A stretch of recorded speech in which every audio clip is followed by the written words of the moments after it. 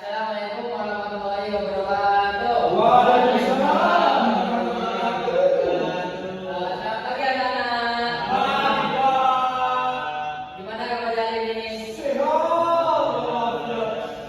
Sudah sarapan belum? Sudah. Belum. Belum. Belum. Kenapa nggak makan? Nggak punya orang tua. Jadi sebelum kita mulai pelajaran pada pagi hari ini, kita membaca doa terlebih dahulu.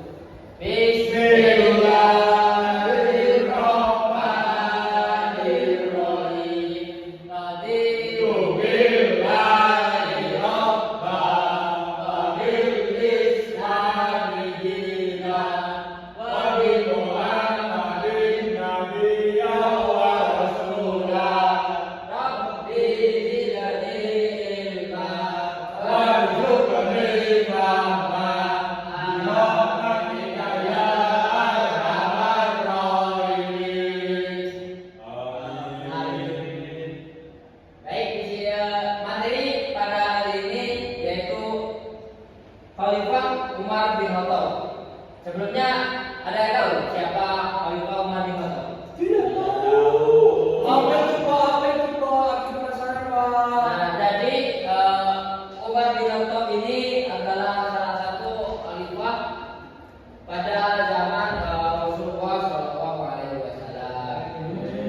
Dan nama lengkap beliau yaitu Umar bin Khattab bin Naufal bin Abdul Uzza bin Riyah bin Umar bin Raza bin Ali bin Ka'ab bin Lail Al-Qaim dan Al-Dawi. Memang namanya banyak sekali. Bisa diulangi, Pak? Nah, Umar bin Khattab ini merupakan salah satu tokoh penting dalam sejarah Islam yang dikenal sebagai pemimpin yang tegas, adil dan penuh inovasi. Beliau berhasil membawa kemajuan dalam sistem pemerintahan Islam dan memainkan peran besar dalam penyebaran dakwah ke berbagai wilayah. Nah, kepemimpinannya tidak hanya berdampak pada luasan wilayah, tapi juga menjadi teladan kepemimpinan yang relevan sepanjang masa. Nah, sebelum masuk ke strateginya, kita harus terlebih dahulu kepada biografi Umar bin Khattab.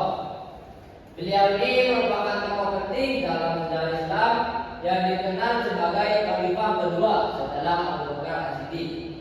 Dan beliau ini berasal dari suku Quraisy dan memiliki nasab yang bertemu dengan Nabi Muhammad pada Ka'ab bin Lu'ay. Sebelum masuk Islam, beliau Umar dikenal sebagai pribadi yang keras menentang ajaran Islam. Dan namun setelah beliau membaca ayat-ayat Al-Quran dari surah Toha, hatinya luluh dan ia memeluk Islam pada usia 27 tahun. Surah apa tadi? Terus. Nah, beliau ini memiliki julukan Al-Faruq. Nah, karena perannya yang besar dalam membenarkan kebenaran dan kebatilan. Setelah beliau wafat, setelah Abu Bakar wafat, Umar diangkat sebagai khalifah melalui musyawarah dan dibaiat. Dan kepemimpinannya berlangsung sekitar 10 tahun pada tahun 634 sampai 644 Masehi. Nah, strategi dakwah Umar bin Khattab.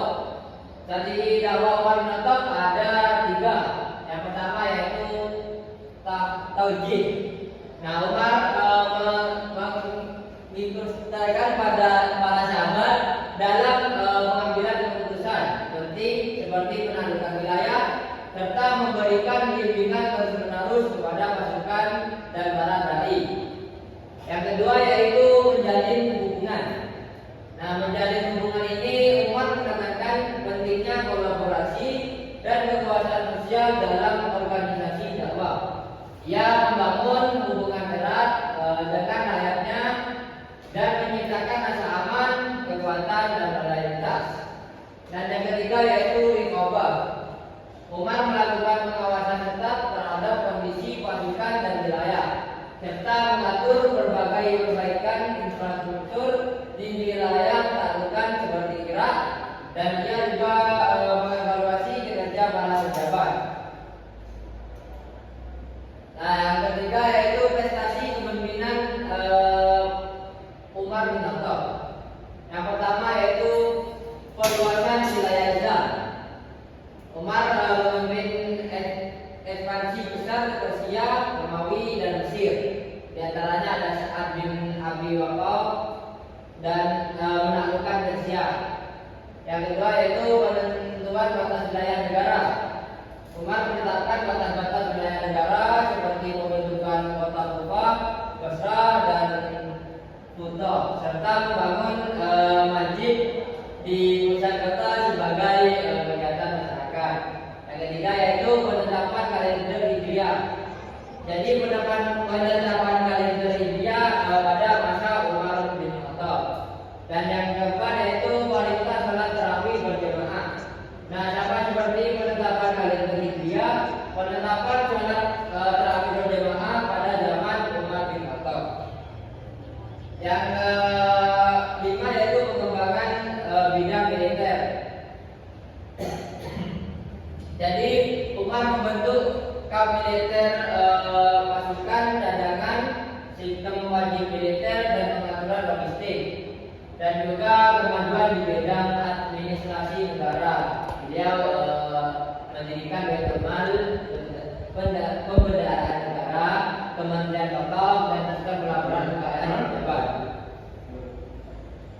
Nah, itulah materi pada siang hari ini. Nanti Bapak akan berikan beberapa pertanyaan. Sebelum Bapak berikan pertanyaan, ada yang ditanyakan? Saya Anda, mau Pak? nanya kepada Bapak. Tadi katanya waktu perang yang dipimpin oleh Umar bin Khattab ketika masa jabatan Umar bin Khattab itu menang atas Romawi meskipun dengan pasukan kecil. Kok bisa sih Pak menang? Kan bangsa Romawi terkenal bangsa yang sangat besar. Terus kok bisa menang meskipun dengan pasukan kecil? Karena begini, menang karena atas izin Allah. Karena apa-apa kalau atas izin Allah pasti akan menang. Tapi di balik itu ada nggak sih Pak kayak strategi khusus atau apa gitu Pak? Kalau strateginya kalian bisa baca di itu ada dokumen yang saya Bapak kirim, nanti jangan baca. Saya mau tanya. Ya, silakan. Saya tadi lupa ini nama panjangnya siapa? Umar bin Khattab. Umar bin Khattab. Bisa nggak? Apa nyebutin nama panjangnya tapi nggak usah ya. Iya. Ya, sebagai lupa. Nah, jadi nama Umar bin Khattab ini sangatlah panjang. Oh iya. Nah, jadi nama lengkapnya yaitu Naufal bin Abi Uda bin Ida bin Mu'ad bin Raja bin Ali bin Ma'ab bin Lain bin Al-Mawri bin Al-Qayyim. Dah. Ada pertanyaan lain? Terakhir Pak.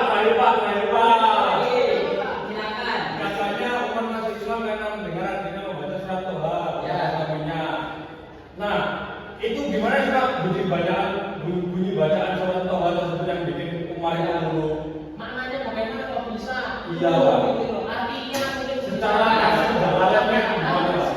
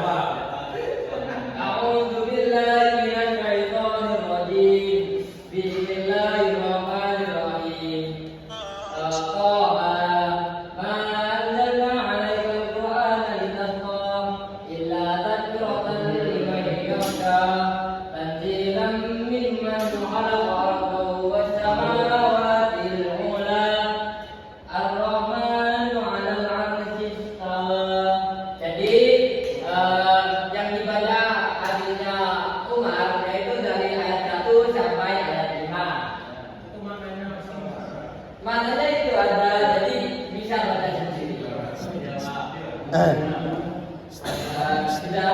Pak, tapi kenapa kira-kira Umar kok memilih Persia atau kita Mesir kok? Nah, karena pada zaman itu Persia sama Mesir sangat berpengaruh di wilayah barat. Pengaruhnya apa? Pengaruhnya Ya Pak, sudah Pak, lanjut aja Pak. Mesir bukannya timur, Pak. Mesir bukan Mesir. jangan bisa lihat di sini aja. Ya, ya.